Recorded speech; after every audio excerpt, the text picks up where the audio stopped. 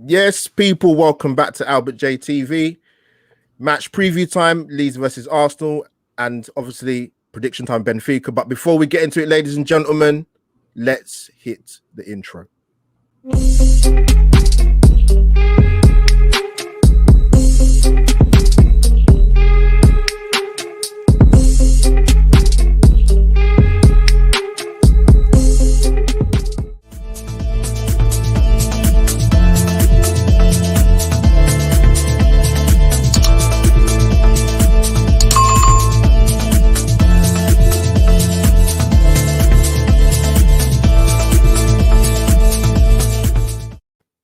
Yes, people, welcome back. Welcome back. Albert J TV match preview time. Valentine's Day fixture, Arsenal versus Leeds. As you guys can see, I've got an amazing guest with me back on my channel again. I'm going to introduce her right now. Jess, it is a pleasure again to have you on the channel. Tell the guys where they can find you. Okay, you guys, if you don't know by now, you can find me on Twitter at @It'sJessinho. I'm always on Twitter, fun polls and good conversations, respectful conversations about Arsenal and wider football conversations. So follow me there. And of course, I have the show, She Knows Arsenal, that's on YouTube. So if you just go into the search bar, search She Knows Arsenal, I should pop up. So that's where you can find me. Guys, there you have it. Don't even think about it. Go and subscribe right now. Don't even, you can multitask, you can do it. So Jess, now, and obviously, guys, let you know, yes, I have subscribed to Jess's channel, just to point that out to people. Yes. I don't tell people to go and subscribe if I don't do it myself. So that's my duty of care. And guys, you can see along the bottom of the screen, Jess's info is in the bottom. As you know, of myself, the host, Albert J TV. Come and subscribe if you haven't already. And then my Twitter handle is there, AUMO57. So Jess, I know you're on a time, bit of a, not of a dash, but you've got another content to do afterwards. So guys, we're going to kick off. I want to ask you firstly about two players in particular that have been, one is ex-Arsenal player who we're going to bring up on screen now. Let me get the word in right. Rumor, people, before you start going into meltdown on Twitter and the rest of it. They talk about, Arteta being open to the idea of a Ramsey return. I see this name get bandied around on Twitter a lot, probably within the last 6-7 months.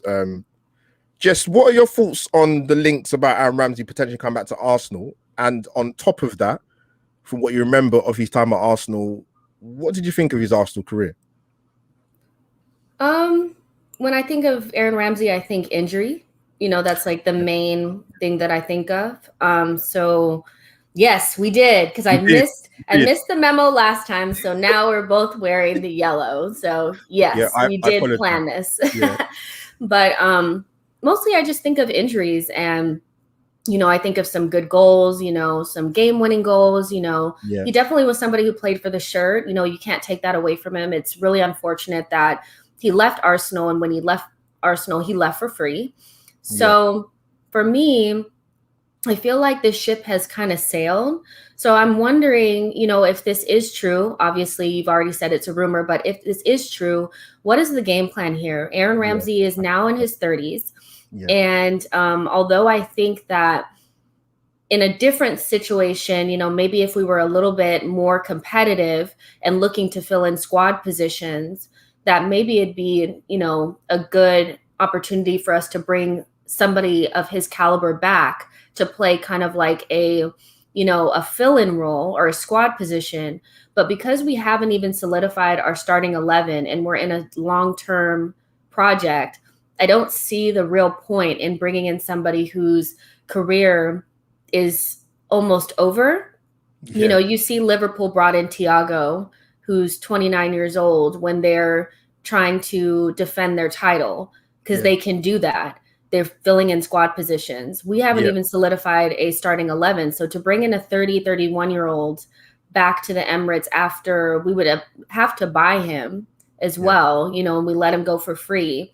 This seems like maybe something that's just maybe somebody made up. I can't imagine that it would be true unless Arteta is thinking about bringing somebody who does have Arsenal DNA back to the club. Yeah, just spot on. I'll give you my guys. Big up to the people in the chat. The chat's lively already, man. Thank you for Smash the coming in. likes. Yes, smash the likes, people. Jess, you know, you took the words out of my mouth. Guys, smash the likes, kick it, poke it, just hit the like button. And guys, I've got my Leeds guy coming on, KG. He should be coming on in about 15 minutes. It's gonna be a pleasure to have him on. Actually, I like KG. Good views about football in general, and you're gonna talk about Leeds. But yeah, with the Ramsey thing, in my opinion, Jess, right? This is my issue. Like again, you mentioned about the injuries. We've had a lot of players at Arsenal over the years who have been very injury prone, have played very less game time for Arsenal when we've been quite loyal to them, if we're being quite honest. There's a lot of clubs that would have been very, how can I put it, very happy to move players on. The thing of Ramsey, right? I think people have got, some sections have got very short memories. And when I say that, I think the thing is, if we'd have got money for him when he left, we would not be having this conversation. There wouldn't be no Twitter polls. There wouldn't be, was this player a legend of the Emirates era? The Emirates era has not been a good era. So why would he be a legend of the Emirates era? That baffles me when people say that. Yes, the contract was on the table. He wanted more money. That's obvious. Everybody knows that. But if he really wanted to sign, he could have. You know, he was a very frustrating player to watch. Amongst my group of people that I know about who are Arsenal fans and talk about Aaron Ramsey. No, I don't want him back personally. It's nothing personal. Like someone said in the chat, we've moved on. Like it's done for me. But I don't know if I spend too much time on him. The next player I want to talk to you about, Jess, is this young man, Dani Ceballos. Again, rumors, capital letters, people. Madrid apparently are willing to let this guy go for £25 million for Arsenal to have him. Jess, what do you make of those rumors, and what have you made of Ceballos in an Arsenal shirt, really, over 2 periods? I mean, for Danny, it's been a lot of stop and start, right? Because when he first got to the Emirates, he had a really good debut against Burnley, and then sadly had an injury. So for me, I think he was instrumental in us winning the FA Cup. I think he played well towards the tail end after lockdown. I think he's a player that's playing in a position that doesn't necessarily always suit his strong points. So he's a square peg in a round hole, which a lot of players are in Arteta's system. He is not a player that I think we should take on permanently because he doesn't fit the profile of our current midfield, and he's not going to improve us. It's just another, he's just another player that's just kind of there. We're having a hard time, putting him in the squad now. So for me, even at 25 million, I think we need to be really smart about investing the limited funds that we have in players that fit the project and fit the profile. And we're not just bringing in players just for the sake of it. You could take 25 million and you could bring in a Sumari, or even be 10 million away from bringing in Basuma, who's the right profile. So I think at the end of the season, we should let Dani Ceballos go back to Madrid, figure out his career past then, and we should move on. There's no reason to bring in a player like that, even on a cut price deal.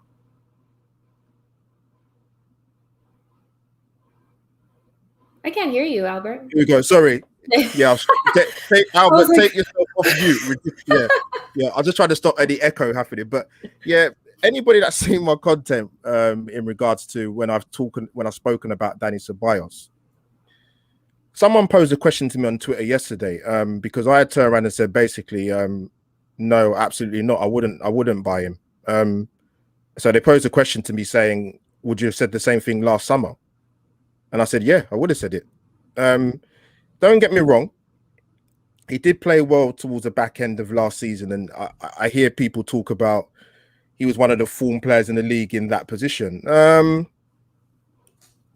can take that argument. But what I would say is, and I've said it time and time again, we played a system with the 3 centre-backs and 2 wing-backs that allowed the protection, and it allowed the likes of Xhaka and Ceballos to prosper in the team because of that system. When I heard that we re-signed him again for another season-long loan, let's just say I wasn't exactly breaking out the party poppers, because for me, I just didn't see enough to say that we should have taken this guy on another season-long loan. People might argue and say, "Oh, but Arsenal didn't have any money to go and get in a midfield player." Listen, we get told we haven't got any money for the last 15 years, so it's nothing different to me. But yeah, I wasn't impressed when we re-signed him on a season-long loan, to be totally honest with you. I didn't really have an issue with it because I knew we needed to make up the numbers in midfield. It's just his form has fallen off of a cliff. You know, if he was still playing the way that he was playing last season, I think you have a different response to it. But regardless, no permanent deal for sure. Yeah, Shane, good point. Transition, he does slow it down a lot. About 15 million pirouettes, 50 million Cruyff turns. Like, for a technically gifted footballer, he does slow the play down a lot, actually, to be totally honest. That's why he's not at Madrid, like he's not at Madrid because he hasn't really matured enough to not follow the ball. I think that for a 23, 24-year-old, he should have kind of X'd that out of his game. I love Ceballos, but he's a 10 that's at this point not developed enough into the type of 10 that most teams want because he's so slow and he doesn't add goals. And when you push him back further, he becomes a liability on transition because, like you guys said, he likes to touch the ball a lot. He likes to feel the ball. He likes to follow, so he's not really good in terms of positional play. And he's not really good in terms of adding goals and, doing anything at the top end of the pitch. So I think that's why he's finding it really difficult. He's a frustrating player. So I can see why Zidane is not interested in bringing him back. But, at this point, he plays basically like a CDM for us. And that just shows you, he's kind of like that in between. He's a square peg in a round hole. That's not something that we want to, waste resources on at this point. Jess, good points. And you mentioned a key point, actually, and it's a problem we've had in the midfield, regardless of the personnel, in terms of our goals from midfield is so poor. Like, it's not great, man. Like, and that's where you'll defend the likes of Aubameyang, despite the fact that he's been off form for quite a long time. You need contributions from other members of the team. Saka's adding that in terms of goals to the team. I mean, obviously, other than the disallowed goal he scored against Wolves, he would have had 5 goals in 7 starts. And that's the only thing I sort of aimed at Bukayo Saka in terms of he needs add more goals to his game. But just wanted to briefly touch upon, very briefly, because we covered it on your channel with the Villa game, a dire performance. Do you feel any different in terms of, I don't know if you bothered to watch the game back. I don't blame you if you didn't. Do you feel any different to what you saw with your own 2 eyes in terms of the performance and for Villa? It was? Yeah. So, when I watched the game back, I did watch the game back. I felt like, it wasn't like how we played when we were going through that really bad patch, when we got behind and we were chasing the game. We did have really good buildup. And if things had happened differently, we might have got the goal. But I think that the main issue is still there, that if we go behind and the team is smart enough to sit back, we have a really hard time putting the ball in the back of the net.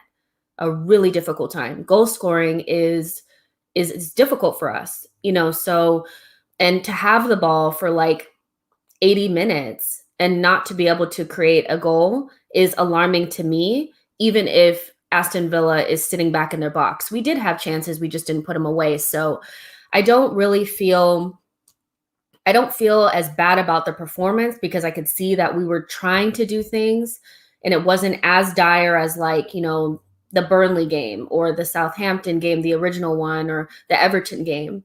But the issue is still the same, that no matter how many attackers we got out there, we couldn't score a goal, and we had the ball, So I think at this point, what I would like to see moving forward from Arteta and the team is more goal scoring. And if we get to the end of the season and we're still dire and we're having a hard time breaking down low blocks, we need to really address that in the summer. It became really apparent to me in that Aston Villa game that we needed a striker.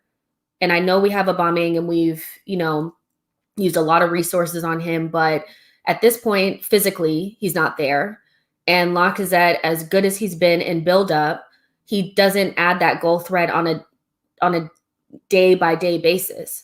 So we need somebody that can do it all. We need a modern-day striker, and that person is outside of, Arsenal at this point. So I would like to see us invest in a striker in the summer. I think it's needed. Yeah, Jess, again, good points. I wanted to sort of quickly, before I sort of bring up Arteta, I'm going to quickly touch on it before KG comes in, just looking at time. Like I said to you, the thing that made me furious with that game against Aston Villa, and guys, I said this in my match review with Alex, I said at the time for the Arsenal, big up to him. We're 1-0 down. We're in injury, not even just injury time, but 20 seconds of injury time left. We've got a free kick that we actually didn't deserve to get in the first place anyway. I don't know what the referee was doing. And we take a short free kick. I couldn't believe what I was seeing. So with that, things like that, I don't blame Arteta, because you're looking at your players thinking, what are you doing? We need to get the ball in the box. This isn't about pretty football or possession football. We're losing the game. So game management again was poor. Decision making again poor. But yeah, with Arteta, I just want to quickly ask you about him in regards to, it seems to be with him at the moment what it was probably with the Man United fan base of Ollie. Depending on the results week in, week out, the pressure turns up on him. Are you of the opinion that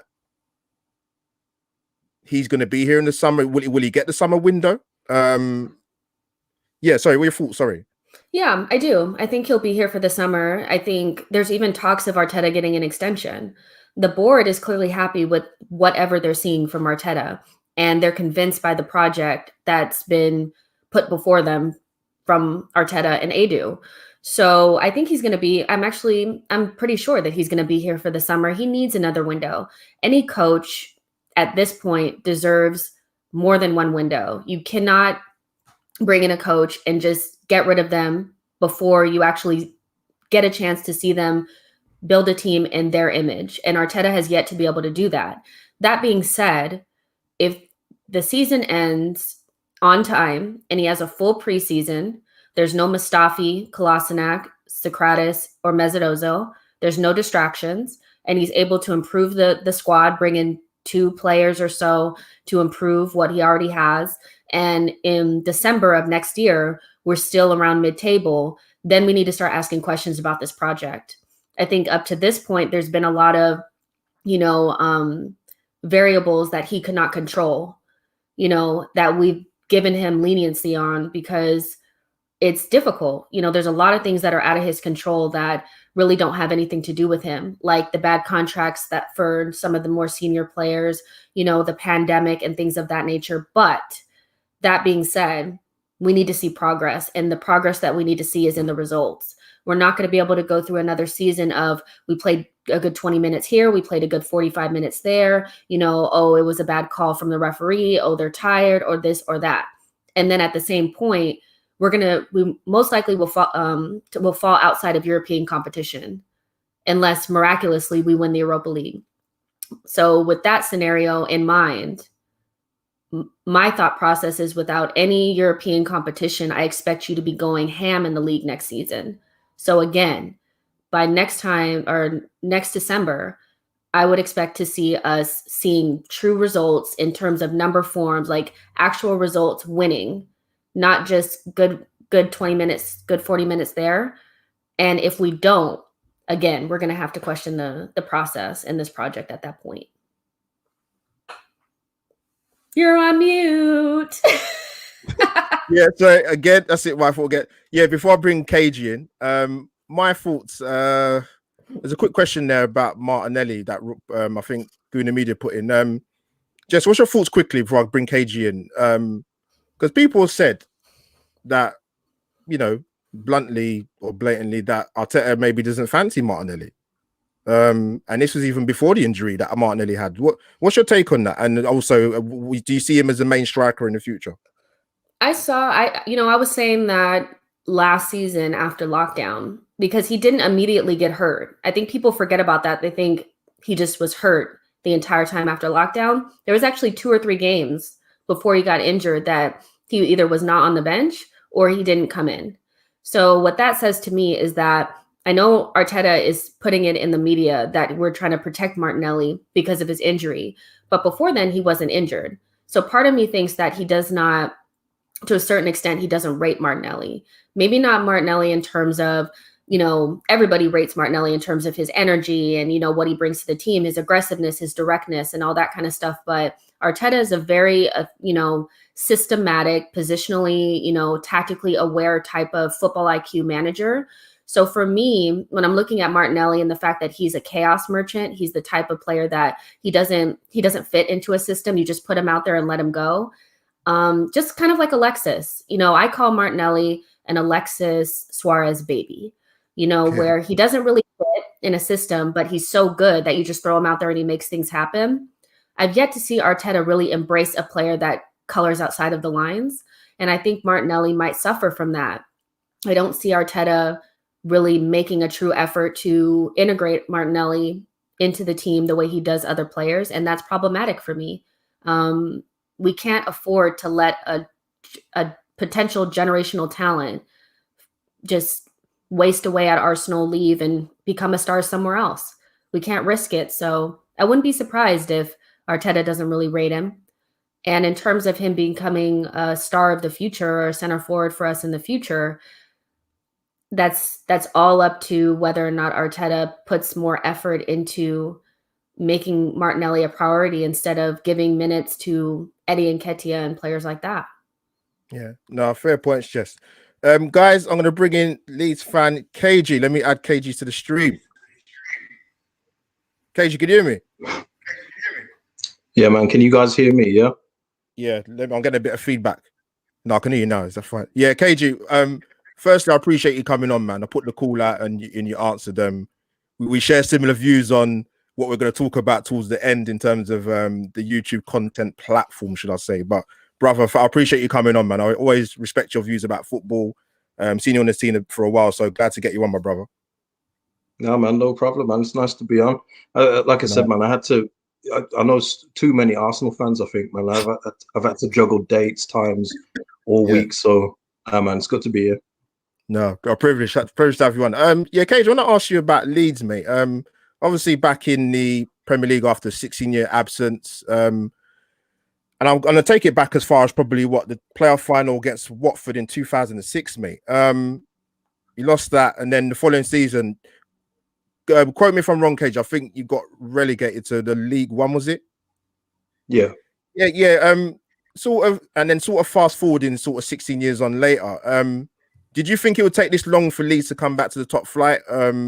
Or did you see things that made you think, you know what, it's difficult to get out of the Championship? I'm not too sure. See, this is a long-winded answer, but I'll give it the shortest possible I can. No, I didn't think it was going to take this long, but we've had bad ownerships. We've had poor recruitment throughout the years. So we was being bypassed by Bournemouth, by Norwich, or any other team you can think of while we're languishing down. Also, I know it sounds big-headed, but when we're playing in League One, the Championship, we're always a big target for everyone. So we're always their cup final, and they put in extra effort. So there's a mix of everything in that. But did I think it takes 16 years? A whole teenager? Nah, not at all. But it happened, man. So we can only deal with what we're doing now, and we're doing all right, man. You're on mute. Is he muted? Yeah, sorry, Kate, I'm going to say to you, it was. I mean, I kind of thought Leeds would have come back a bit sooner. When I say a bit sooner, to add a bit of context to it, I would say the last few years. And people's labeling, you see Leeds obviously more than anybody else. Was it a case of before you came up in the last, I would say, 2 or 3 years in the Championship, that it got to a stage in the season where Leeds looked like they was out on their feet, sort of burnt out? Is that why you sort of didn't make it back into the Premier League, or is it just lack of quality in the final third? What was your take on it, mate? No, I mean, if you're talking before Bielsa, it's because we didn't have the personnel. We didn't have the right coaches. With Bielsa, we didn't burn out in that first season. A few of the players already said on the Amazon documentary too that they thought they had already done it, so they took their foot off the gas, and that's just not how you can do it. In the second season of the Bielsa, we were just playing the best football. We was doing it in the first season, but definitely in the second one, we was playing the best football. We was managing our team better. We didn't have so many injuries because the players had got used to Bielsa's methods. And it all comes up to what you're seeing today in the Premier League. You know, we're getting beat heavily sometimes, but then we're beating teams heavily too. That's what we're going to be doing at the moment with this team and with the personnel we've got right now. Okay, cool. Yeah, Cage, I wanted to ask you as well. Has it surprised you what Leeds have done this season? No. Before the season started, on every platform, am I echoing? No, you're right. You sound all right. You sound all right. Yeah. No, before the season started, I said 10th position. I thought that we'd finish around 10th. So this is going on track for me where we are right now. There's a few players that haven't really got to grips with the Premier League that I'm surprised with, but overall, now 10th is where I thought we'd be at this stage of the season. Yeah, Cage, you know what it is? It's mad because Leeds have won more games than Arsenal this season in the Premier League. Yeah, it's mad. And I think you scored the same amount of goals as you've conceded. That is a mad stat, man. Yeah, I don't know about that now. I think haven't we scored a couple more than we conceded? I don't know, but yeah, I conceded is a bit high. It is, but that's on the basis that when we're say down 2-1, we're still going to be pressing and attacking, and people will get that extra third goal, and that's how we get beat quite heavily sometimes. The Man United defeat was just terrible. We don't want to talk about that, but in general, when we're always chasing the game, we'll never quit. If we're 3-0 down like we was against Spurs, we'll still attack and act like there's something to get from the game. Yeah, yeah. Also, as well, Cage, I want to ask you. You see Patrick Bamford. I mean, I remember when he was at Chelsea, for example. People talked about him very highly. And with Chelsea, it's very difficult to break into that first team because they just buy ready-made and that's it. Bamford spent time at Norwich. He spent time at Palace. He did very well at Middlesbrough, actually. Are you surprised what he's done at Leeds, or is it not surprised you that he's managed to cut it in the Premier League? No, it's a complete surprise, and even the most avid Patrick Bamford fans would be surprised that he's got 12 goals at this stage of the season. I think they would have been happy with him getting 12 at the end of the season. So you know what it is? The game suits him more in the Premier League. He's not getting rough and tumbled like he's in the Championship. He's got a coach in him that believes in him like Bielsa. So, you know, when he's got that love, which he hasn't really had, as you've mentioned, all the stints he's had at other clubs, Burnley included in that too. And we all know what Sean Dyche said about him. He's actually got a place now where he feels like he's the man. So he's thriving on that. But yeah, I mean, his finishes and some of the finishes he's done this season have been things that he was not doing in the Championship last year. You know, in context, he's got 16 goals in the Championship last year. It sounds a lot, but not for the amount of chances that we was creating in that league. Yeah. And for other contexts, Carlin Grant, who's playing at Huddersfield, they finished 19th or 20th or something, and he got 19 league goals. So it shows you that his conversion rate wasn't that great, but he's just a bit more clinical now. And all credit to him, man. He's worked hard. Let me get that comment up. Yeah, sure. We'll drive into Leeds, mate. Don't worry about that. So, KG, I wanted to bring you in because you had a question for KG. Sorry. I do. I have a question. So, knowing a little bit about Bielsa and how, you know, he's a really strong personality, a really stubborn man. He believes in his philosophy and he's never going to change. Do you think, you know, knowing that you guys are going to stay up and you guys have a future in the Premier League at this point, do you think you'll have to move on from Bielsa at some point to succeed? Because this type of football that you guys are playing where it's swashbuckling and you're scoring just as much as you're conceding is not really sustainable if you want to move up the table. do you think you guys will have to move on and bring in another coach? Or do you think Bielsa is the right man for you guys moving forward anyway, regardless? No, fair question. But Bielsa is the right man for it. What we can do is improve our personnel, and we know that the club are already doing that. So it's like say Liverpool, Man City. They can't play the way that they play without the personnel they've got. If they've got our personnel, they'd probably get beat heavily sometimes too. It's about us moving on to the next step, and we've kind of already done that with a couple of signings like Rodrigo, more so Rafinha, who is just amazing. But we get more players like that, especially in the defensive areas, central midfield. We can still play this way. It's all about the personnel, really. We just need to get better players in those positions. Oh, Unmute yourself. No, KG, I wanted to ask you about what I think the team lineup for Leeds will be on Sunday. I've sort of taken the team from the game you won the other night against Crystal Palace. Do you think that team will be the same side against Arsenal, or what changes do you see being made, mate? No, I mean Bielsa he's pretty much plug and play. If you've played and the team's won, he probably won't change it. We've only got a doubt about Calvin Phillips at this point, but knowing Calvin Phillips and the way that he interacts with Ian Wright and Eddie Nketiah and everything, I think he'll do everything he can to make himself fit for that game. So I don't see this changing all that much, to be fair. I think this will be the lineup.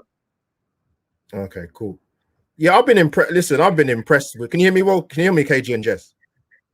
Yeah. Okay, cool. Yeah, I've been impressed with Leeds this season. I actually thought we was quite fortunate when we came to your ground towards I thought you might say that, KG. Yeah. Yeah, Leeds. I don't know how we got a point out of that. Even regardless of we had 10 men. Yeah, I thought Arsenal was very lucky. KG, I wanted to ask you before I think what the Arsenal lineup would be, and I'll get Jess's opinion on the time that I've picked. That's why I like to get rival fans on to hear your opinion about Arsenal, because KG, you would have seen it particularly on Twitter with the Arsenal fan base. They lose like not even weekly, daily. We're arguing about players being at the club who have not done anything really to contribute towards the team being successful. Yeah, what do you make of what did you think Arsenal would do this season, and what do you make of Arteta? I mean, it's too short of a sample size to judge Arteta. I think the one thing I would say though is that his man management skills need to improve. But obviously, this is his first job. He has to improve those because he's upset so many people. You guys have got leaks on things that should just not be leaking. I mean, even the Saliba video this week. I mean, does that happen under another coach? I don't think so. So he's got to do better in the man management department. You guys as a whole just need to stop having short-term memories with players. Like it's like a bad player can play well for 2 games, and all of a sudden, you know what? We can keep him in the squad. You're Arsenal, and this is where you are at the minute. You're 11th. You're 11th because you've got players that you've just accepted for so long. You've accepted mediocrity for too long now, and I think it's crept into the fan base a bit. Your expectations are in hell right now. So it's a thing that happens. I mean, we had it as well when we was in the Championship, when we was constantly mid-table. You're arguing who should be playing out of Michael Brown, Michael Tongue, and it's like, wait a minute, why are we even talking about this? Why are we letting the club have these players in our club when we should be doing better? So that's the same for you. What I will say is that you've got to be better with your recruitment. I think that's been a huge issue for you guys. 72 million on Pepe. Rafinha, I said it all along. Rafinha is the player that you thought Pepe was going to be. He's, I mean, and he only cost us 17 million. Oh my God! KG, don't rub it in, mate. Don't rub it in, mate. Yeah. But it's like that with Arsenal. You kind of like scattergun the recruitment. Leicester had issues. They plug and play their positions and they recruited well. Everton had their issues. They got a whole new midfield and a new centre back. That's the kind of approach that you need to go down. Yeah, KG, that's why I wanted to get you on, man, because I've seen you talk about Arsenal before, it's objective, and sometimes I think to myself, am I going crazy with what I'm seeing? Are my own 2 eyes lying to me what I see week in, week out? But That's why I was so glad to get you on, man, because you just laid the facts bare. Like Arsenal fans are arguing the toss about, but this player plays. He's been captain. He plays for Spain, and we've got the captain of Switzerland in the midfield. That's beside the point. Are they improving the team? Are they the go-to guys? I'll give you an example, right? Before I talk about the Arsenal lineup with Jess and UKG. I look at someone like Ilkay Gundogan, right? He's always been a good player, but this guy has stepped up to the plate massively. A senior player taking the ball by the horns and leading by example. I don't see that at Arsenal with the senior players. I see we're relying on ESR and Bukayo Saka. Sorry, Jess, you want to come in? Sorry. Yeah, I did on the Gundogan conversation. Just really quick to give you guys some context. So at the time when we were looking at Granit Xhaka, we were also looking at Gundogan. And Man City was looking at Xhaka and Gundogan as well. And Arteta also was saying that when he was at Manchester City, he wanted Xhaka, but they ended up going with Gundogan because Gundogan had some injury issues and they could get him from Dortmund for 20 million. So instead of getting Gundogan, who is the better player, we went after 35 million Granit Xhaka and they got Gundogan. I mean, that's the difference in recruitment right there. Yeah. And Arteta said out of his own mouth that he wanted Xhaka. So what does that say about him? Yeah. The board overrode him. I mean, maybe he didn't have any real say in the transfers at Man City, but he wanted Xhaka and they ended up with Gundogan. And obviously that was the better choice, not only financially, but in terms of the quality of player and their adaptation for the Premier League. Gundogan was never a bad player at Man City. It's just this season he had to step up in Kevin De Bruyne's absence. So again, we're looking at Arsenal at like, you had the choice. You ended up with Xhaka, the more expensive, less good version of that type of player that you wanted. Recruitment is poor at Arsenal, period. Yeah, and it's still coming back to bite us on the backside. Still, even after all these years. But Jess, I want to quickly get your thoughts on. I've gone for this as an Arsenal team lineup. Now, there are two reasons why I've done it. One, because I never have a clue who I'm going to pick. Right. And secondly, the main reason why I've got Aubameyang in is because I would actually play Lacazette against Benfica, but we'll sort of touch on that. What do you make of that team lineup? What changes would you make? What changes would you sort of say you're not with, or who would you bring in for that team against Leeds? So for me, personally, I believe the season is a wash. Yeah, I do. And I think that we need to start looking at who we're going to get rid of in the summer and who's going to be able to play the type of football that Arteta actually wants to play. And with an eye towards Benfica, I think we should also make sure that we're resting players. This game, to me, I know we want to compete, but we're not going to get back up the table. That's pretty much, to me, it's done.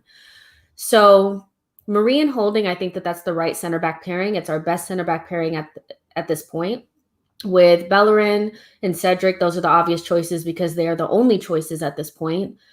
Ceballos and Xhaka. So to me, I don't think it makes any sense to play Ceballos in this game, and the reason why is because Leeds play a very annoying man-to-man aggressive pressing system, and because Ceballos likes to touch and feel the ball, and he's not able to get the ball out of his feet, he's going to be a liability for us. So for me, I wouldn't even want to play Ceballos. I would go strength for strength, man for man, play our most attacking lineup against their most attacking lineup. And I would put us as the team to score more goals and give up less because Leeds, to me, at this point, can't defend. So I would actually play Odegaard and ESR and Saka and Pepe and Aubameyang and just go strength for strength because I would put our defense over their defense to stop more goals, to be honest. Yeah. KG is going to ask you, what Arsenal players in that team scared the living daylights out of you, mate? I can see you smiling already. No, listen, Saka is obviously good. And just as I logged on, I saw a comment on your comment saying about you should go out of Europe for a couple of years. If you go out Europe for a couple of years, man, you'll be losing players like Saka, so you don't want to do that. Yeah. Who am I scared of? Aubameyang, of course, when he's in the box, he's still a threat. I know he hasn't had the greatest seasons, but he's still a top class finisher. Yeah, Saka, Aubameyang. Yeah, that's about it, man. Yeah. No, I knew you keep it real. Like, I mean, the thing is, Leeds, regardless who they play, like even when you mentioned about the game against Manchester United, I know it was 6-2. KG, that game could have ended up 7-7. I mean, you want listen? I don't know if you saw my review on that, but I don't remember the game. It's like I blacked out, so I don't remember the game. Like after say like the first 4 goals, it was all a blur. So I don't know. Yeah. Trauma, man, trauma. Yeah. I was going to ask you, KG, I want to ask you, like, if you was to give, it's probably not an easy question. If you was to give a Leeds player of the season right now, who would you say for you? You thought, you know what? He stepped up more than I thought he would this season. I mean, we could talk about Calvin Phillips and Bamford, but is there anybody else that you look at Leeds and think, you know what, you've done more than just do a good job? Yeah, I mean, you're talking Stuart Dallas or Luke Ayling in those spots. Yeah. But for me, player of the season is somebody that makes a difference. Is somebody that, when you're just looking a bit ordinary, his touch and his vision can pull you out of a hole and give you a whole new dimension. And that's Rafinha. Straight off the bat, no one else for me. He would be player of the season for me right now. Yeah, KG, what he done to guys in the chat? If you saw that game, Leeds Palace, right? What he did to Cahill? What he did to Gary Cahill, yeah. he should be arrested. You should not be able to do that.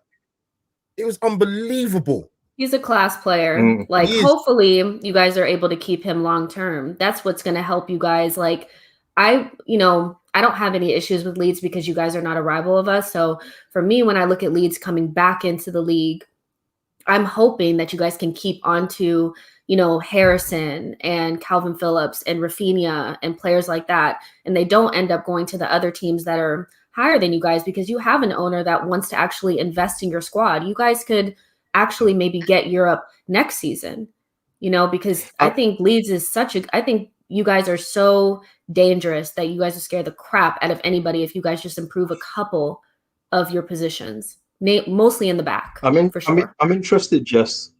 I'm interested. Who are your rivals right now? So traditionally, the rivals are Spurs and Manchester United. I would love to. When I watch Manchester United lose games, it makes me so happy, and it hasn't happened that often lately. So I'm sad. So, I mean, those are like, to me, traditional rivals. Leeds to me is like, was a traditional team when I started watching Arsenal in the Premier League. So to see you guys go down and for it to take you guys so long to get back up, that hurt. And that's why I was saying, like, when we were close to the relegation zone, I was like, look at Leeds, look at Newcastle. They probably never thought that they would get relegated. Big clubs in the Premier League have been there for a long time. So let's not get arrogant and think because we're Arsenal, we have a divine right to stay up here. We could have a couple bad transfer windows and be right down there again. I don't trust the team, the mentality of the team. I'm not really all in with the executives up top. So, but Leeds is a good example, of a team that should never have went down, but ended up going down because they had bad ownership. And I think just the mediocrity just kind of came at them quick. Yeah. But that's been the plus side. That's been the plus for you guys, hasn't it? With bringing in Emil Smith-Rowe, who I thought, and I was on a preview before, I said if he's not going to play, you guys need to loan him out so he doesn't lose his value, because he gained so much value when he was on loan at Huddersfield. He was the difference for them. He was a real big player for them, but then he's just not doing anything there. Now he's playing. You can see the talent that he's got. Obviously, you need more than that too. Yeah. No, good point. Good points. KG, I know you're probably going into the Valentine's fixture on Sunday a little bit confident. What's your honest? What do you think the score prediction is going to be, mate? Be kind. Oh no, I'd always be realistic, man. I don't always predict wins for Leeds. I mean, I didn't have us beating Leicester, but we went there and won 3-1. So I'm going to say 2-1 Leeds United. Jess, I want to come to you. What do you think the score is going to be? If it's before you answer, Jess, if it's goalless, I'll be shocked. I definitely don't think it'll be goalless because I think Leeds are going to take it really personal that they weren't able to take the points that they actually deserved against us earlier in the season when Pepe got the red card. We should have lost that game like 5-0. So I'm going to go 3-2 Arsenal. I think we're better offensively now, and I think it's going to be an open game. I'm hoping it's an open game, and again, I would take our defense letting in less goals than yours. Okay, cool. I actually you stole my thunder because that's actually I'll be honest, right? I said 3-2 to Arsenal, and I'm not confident in saying that. The game could end up. You know what's going to happen? I think there's a potential for us to give Leeds a hammering, or vice versa. I think it's that type of game. I can't see Leeds not scoring. I'd be gobsmacked, to be honest with you. Even I know Arsenal, where Arteta's improved us defensively, and we've got, I think, whatever his second or third best defensive record in the league. Goodness knows how he's done that. But I'm gonna say 3-2 to Arsenal. Cage, I want to get your thoughts. Do you think Arsenal win the Europa League? Come on. It's possible, isn't it? Cup competition, anything can happen. So I wouldn't say no. I think if you're being sensible, I think you've got to concentrate on that more than the league. 100%. I know that sounds really defeatist, and it doesn't. It sounds realistic. Yeah, 100%. Yeah, I mean, if you're looking to go to the next level and to get the next level, I know that the clubs in London, everything like that, you see Champions League football. So if you can get in there via the Europa League method, doesn't matter how you get in, just get in, then do it that way. Nah, yeah, 100%. Like, I don't. That's why Jess will probably agree with me, but she'll have her own opinion. Like, people, when Arsenal went on the run of I'm beaten in 7, and I was never ever convinced about top 4. I never said we would get at the start of the season. I thought that was crazy. I didn't say we'd get it even when we signed Thomas Partey. We don't have enough. You can't trust these group of players over a course of a season. Like I said, the eye test is your own set of eyes don't lie to you. You see what you see. And that's what I would say to that. But guys, obviously, before I wrap up, I want to obviously I've made you guys aware of what I'm going to bring up right now. I'll give you a bit of context. And I said that when I started the YouTube channel, as bigger YouTubers out there than me, whether you've got 1.1 million followers or 10,000 or 100 or even 5 subscribers, doesn't matter. And I think personally, people criticize other people for talking about things not football related on their YouTube channels. I don't sign up to that. I think you are responsible for what you put on your channel, what you put out there. The reason why I put that caption on the screen, guys, is I did a transfer deadline daily show on the 1st of February. Jess was part of that, and many other people were part of it. Different cultures, different backgrounds, different personalities. But one thing I check my comment section, and there was a particular comment in regards to, you guys will know there was a certain incident. Big up Prime if you're in the chat. Much love to you, bro. Even though you support Chelsea, but I can get over that. But there was an incident that happened on a live stream on a certain YouTube channel that I can't remember the name of, where someone was called a racial derogatory term. And I got a comment on my page on my Transfer Deadline Daily show in regards to someone that said they was on the panel and said, talking about platform and talking about context and, the nature and to elucidate events. Now, I read that, and obviously as a black guy who suffered racism, I've seen the clip that I saw. My ears don't lie to me. My eyes don't lie to me. I heard what I heard. So I find it quite offensive for someone to suggest that they can put context to what was said. There's no context there. It was what it was. It shouldn't have happened. Nobody at the time on the panel said anything. I know KG touched on it very, very briefly on his channel on a match review he done. So for me personally, I'm not a big YouTuber, but if I've got a platform, I'm going to voice my opinion about certain things that I don't think are right.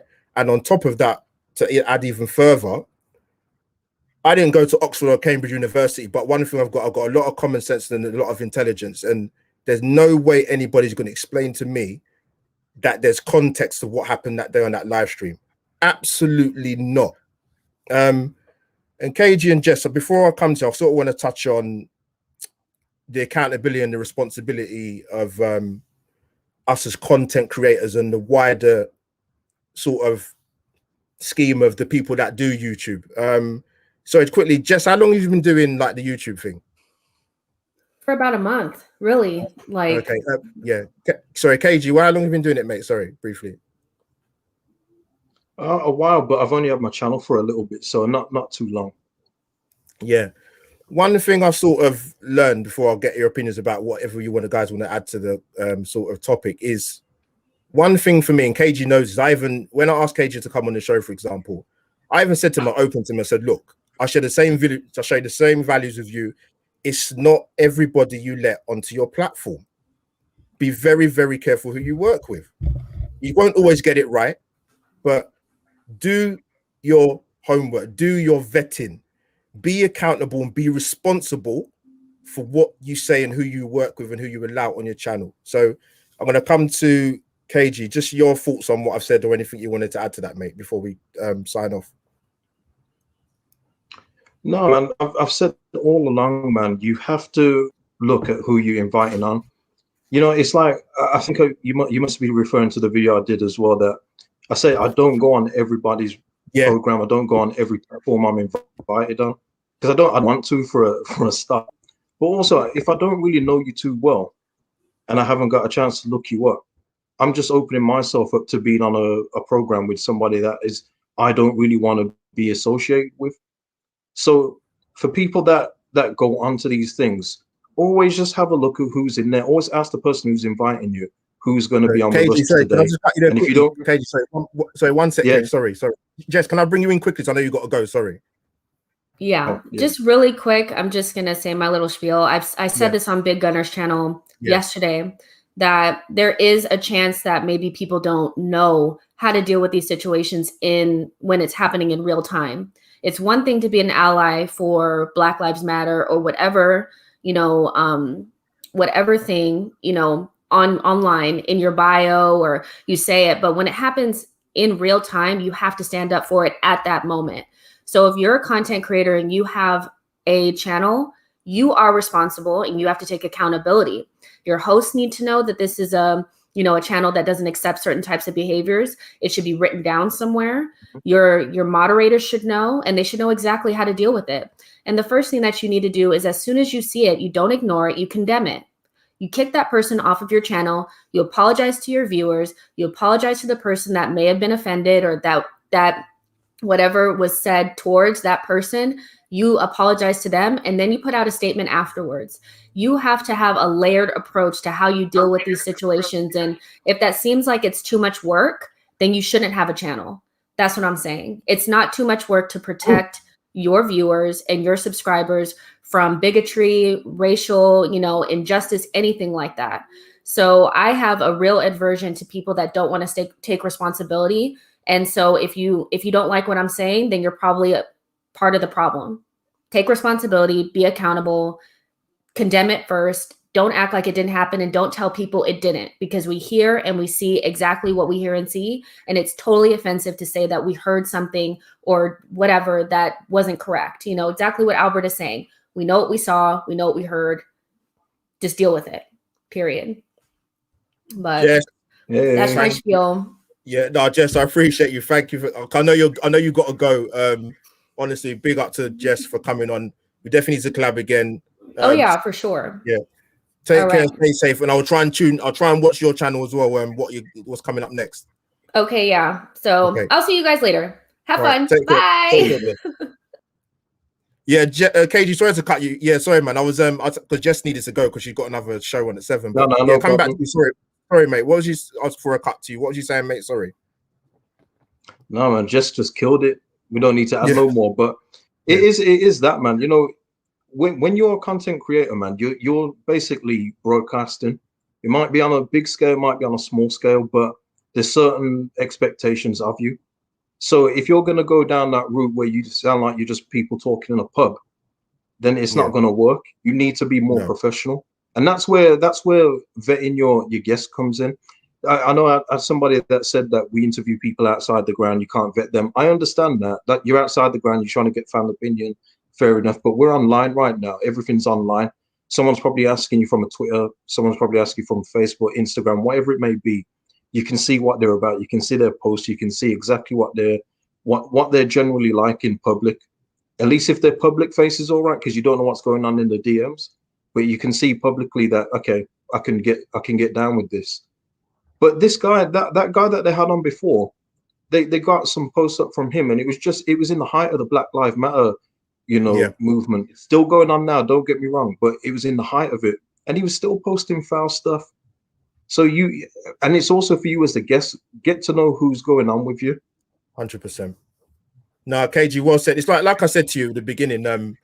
That's why I've had interaction with you, not that much, but that's why I even said to you, look, if you need to do your homework or check out my channel or get people to verify me, I've got no problem you doing that, bro, because you said it. It's not, whether you've got 1.1 million followers or 10, it's not everybody you work with, man.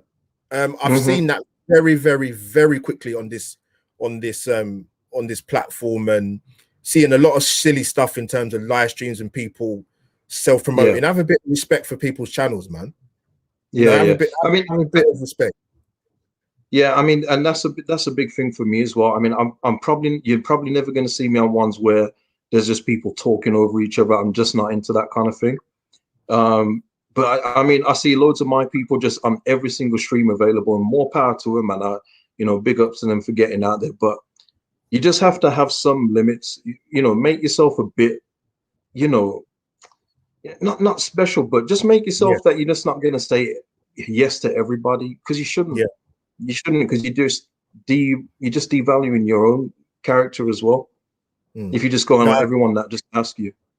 Yeah, no, KG, spot on, mate. So I was glad I wanted to get you on, just obviously talk about football and get your opinion on Arsenal. But like I said, with me, when I talk about accountability and responsibility, now, if I'm going to bring someone on my channel, I'm going to talk about certain things. There's certain things I'm going to speak to my panel and say, look, I'm going to bring this up.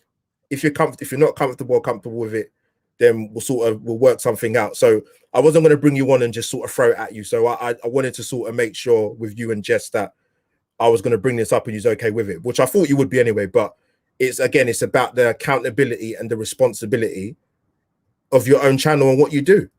Like I said, I'll never be silent on certain things. So Prime, if you're in the chat, bro, it's all good, man, even though you support Chelsea. But no, KJ, thank you for coming on, man. I won't wish you too much luck on Sunday. If worse comes to worse, mate, have a good Valentine's Day, mate. Yeah, we don't need it, man. Aren't we going to be the favorites? Aren't we above you with a game in hand? No. Yeah. No. Yeah. You are. But this could be a cricket. It could be 5-5, mate. Who knows? This is a mad game. But on a big up to the guys in the chat. The chat was lively. Great comments, great interaction. Guys, you've got KG's details there. Follow him on Twitter and Instagram. Is that where they can find you for your channel as well, mate? Yeah, KG Vision, yeah. Yeah. People, just to let you know again, I have subscribed to KG's channel, so I'm not going to tell you to do something that I haven't done myself.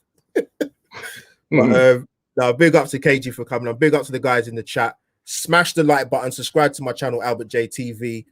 That is me, Albert J TV, over and out. # match preview, Arsenal versus Leeds.